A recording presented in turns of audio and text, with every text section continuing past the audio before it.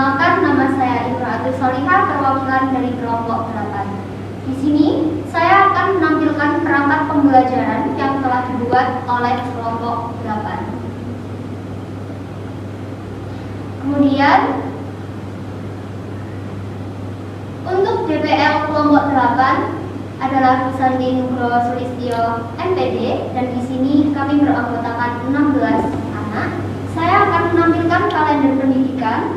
Nah, ini di sini ada kalender pendidikan yang dibuat sebagai referensi kelompok 8. Kalender ini dibuat untuk tahun pelajaran 2023 dan 2024. Kemudian selanjutnya ada program tahunan, perhitungan alokasi waktu dan distribusi waktu. Jadi di sini terdapat 2 semester dalam 1 tahun, yaitu semester ganjil dengan semester genap.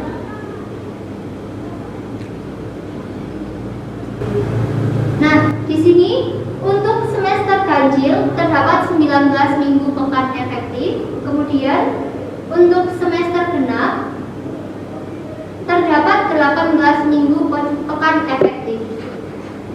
Selanjutnya di sini ada ATP atau alur tujuan pembelajaran yang dibuat oleh kelompok 8. Di sini ada berbagai indikator. Kemudian kami mengambil indikator 10.10, yaitu mendeskripsikan sistem ekonomi, macam-macam ciri-ciri, kelebihan, kelemahan masing-masing sistem ekonomi dengan kata-kata sendiri. Nah, di sini kemudian ada prota yang telah dibuat oleh kelompok 8 dari kalender pendidikan tahun 2023-2024. Kemudian di sini kelompok 8 juga sudah memasukkan ATP ke dalam pekan efektif dalam 1 tahun. Nah, selanjutnya ada prosem. Nah, prosem ini bagian dari prota yang dibagi menjadi 2, yaitu semester 1 dengan semester 2. Nah, kemudian selanjutnya ada modul ajar yang telah dibuat oleh kelompok 8.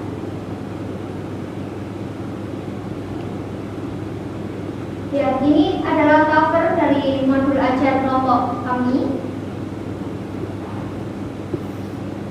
Kemudian kami menggunakan profil pelajar Pancasila dengan dimensi mandiri, dengan tujuan pembelajaran yaitu mengenal apa itu sistem ekonomi, macam-macam kelebihan, kelemahan masing-masing sistem ekonomi. Kemudian kami menggunakan model pembelajaran discovery learning. Nah, kemudian di dalam modul ajar kami ada beberapa langkah pembelajaran. Yang pertama yaitu kegiatan pendahuluan yang dilakukan selama 20 menit, kemudian kegiatan inti yang dilakukan selama 50 menit, dan yang terakhir ada kegiatan penutup yang dilakukan selama 20 menit. Kemudian selanjutnya di dalam modul ajar kami ada asesmen pembelajaran. Jadi asesmen pembelajaran dalam model pembelajaran kami ada 3, yaitu asesmen awal, asesmen formatif, dan asesmen sumatif. Yang pertama di sini ada asesmen awal, bisa dilihat. Kemudian selanjutnya yang kedua ada asesmen formatif, seperti ini, bisa dilihat juga. Dan yang terakhir yaitu asesmen sumatif. Selanjutnya, di dalam modul ajar kelompok kami melampirkan bahan ajar sebagai berikut.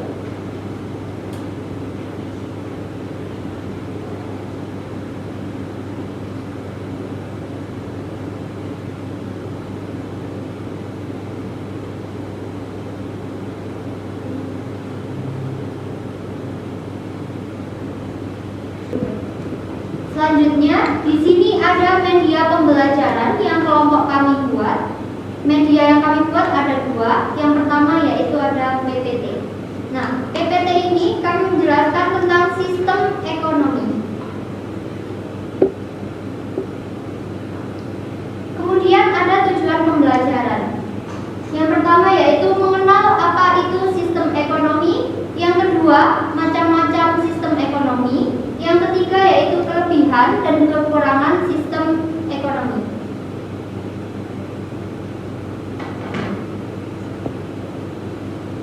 Kemudian di sini ada asesmen awal, yaitu yang pertama, apa yang kalian ketahui tentang sistem ekonomi secara singkat.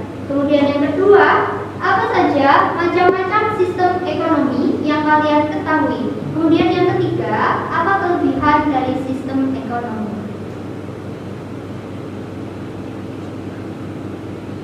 Nah, kemudian apa itu sistem ekonomi? Jadi, sistem ekonomi yaitu aturan-aturan dalam perekonomian yang ada di suatu negara.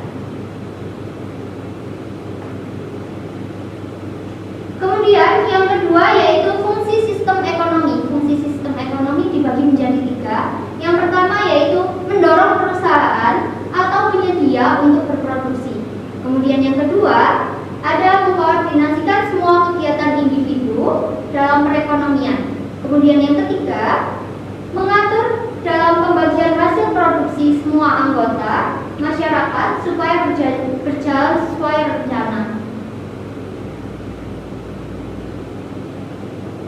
Kemudian berikutnya ada macam-macam sistem ekonomi. Macam-macam sistem ekonomi dibagi menjadi 4. Yang pertama yaitu ada sistem ekonomi tradisional. Yang kedua ada sistem ekonomi pasar. Yang ketiga ada sistem ekonomi komando. Dan yang terakhir ada sistem ekonomi campuran. Nah, berikut ini adalah kelebihan dan kekurangan dari sistem ekonomi. Selain menggunakan media digital berupa PPT, kami juga menggunakan media non-digital berupa mystery box yang berisi tentang sistem ekonomi.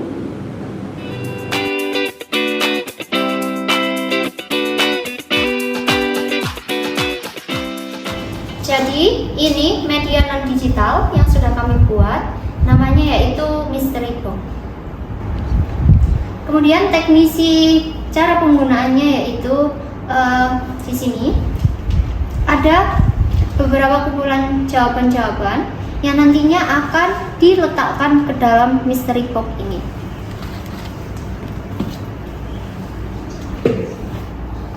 Jadi seperti ini. Di dalamnya ada beberapa pertanyaan, kemudian ada kantong jawaban. Dari jawaban-jawaban ini kemudian diletakkan ke dalam kantong-kantong yang sudah disediakan.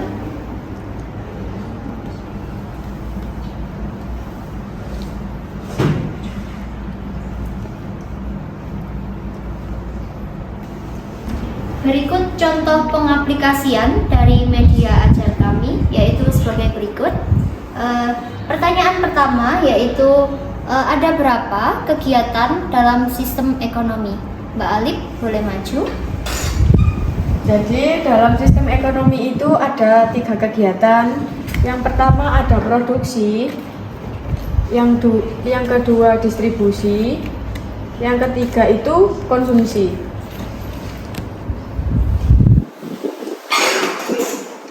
Kemudian berikutnya yaitu ada berapa macam dari sistem ekonomi. Mbak Fia, silakan maju.